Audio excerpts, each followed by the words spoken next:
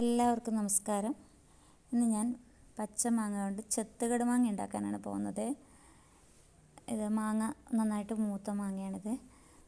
ഇതുപോലെ ചെത്തിയെടുത്തിട്ട് ചെത്തുകട് മാങ്ങ ഉണ്ടാക്കാം നമുക്കിന്ന്. അതിന് ആദ്യം തന്നെ ഉരുളിയിൽ നല്ലെണ്ണ ഒഴിച്ച് ചൂടാകുമ്പോൾ അതിലോട്ട് കല്ലുപ്പ് ഇട്ട് കൊടുക്കുക.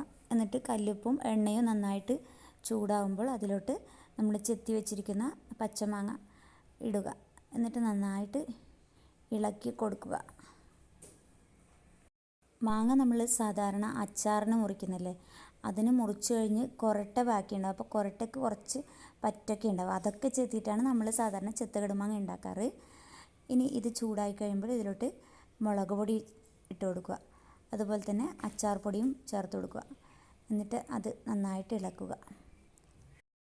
സാധാരണ കടുമാങ്ങ ഉണ്ടാക്കി കഴിഞ്ഞാൽ നമ്മൾ ആക്കിയിട്ട് കുറച്ച് നാൾ കഴിഞ്ഞിട്ട് ഉപയോഗിക്കുമ്പോഴാണ് അതിന് ടേസ്റ്റ് കൂടുക. പക്ഷേ ചെത്തുകട് മാങ്ങ ആക്കുമ്പോൾ അങ്ങനെയില്ല, ആക്കിയ പാടും തന്നെ നമുക്ക് ഉപയോഗിക്കാൻ പറ്റും. നല്ല ടേസ്റ്റുമാണ് ഇതിന്. കടുകൊക്കെ പൊടിച്ചിട്ട് ഇതിൻ്റെ കൂടെ ചേർക്കാവുന്നതാണ്. ഞാനിപ്പോൾ അച്ചാർ പൊടി ഇടുന്നതുകൊണ്ട് വേറെ കടുക് പൊടിച്ചിട്ടൊന്നും ചേർത്തിട്ടില്ല. അച്ചാർ പൊടിയും മുളക് പൊടിയും മാത്രം ഇട്ടിട്ട് ഇതുപോലെ നന്നായിട്ട് ഇളക്കി എണ്ണയിൽ വഴറ്റിയെടുക്കുക. കുറച്ച് നേരം ഇങ്ങനെ ഇളക്കി കൊടുത്തു കഴിഞ്ഞാൽ ഇത് ഈ രൂപത്തിലാകും.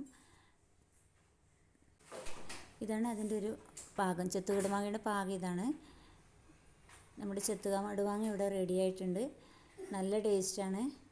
ചപ്പാത്തിക്കും കഴിക്കാം, ദോശക്കും ചോറിനും എല്ലാത്തിനും നല്ല ടേസ്റ്റാണ്. എല്ലാവരും ഉണ്ടാക്കി നോക്കണേ. താങ്ക്